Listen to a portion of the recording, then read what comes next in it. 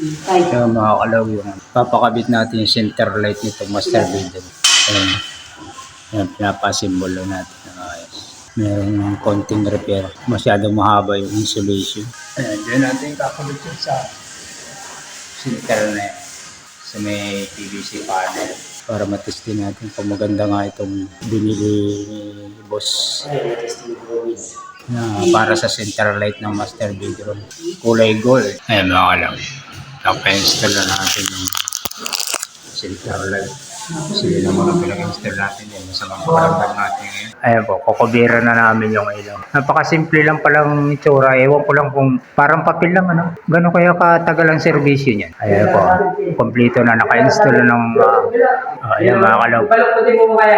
Okay, simple lang tingnan siya. I-ano naman natin pag nakailaw na.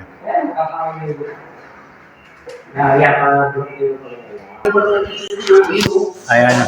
Ayan po, maganda rin pala. Nagpapalit-palit din pala ng ilaw. Okay, ang ganda.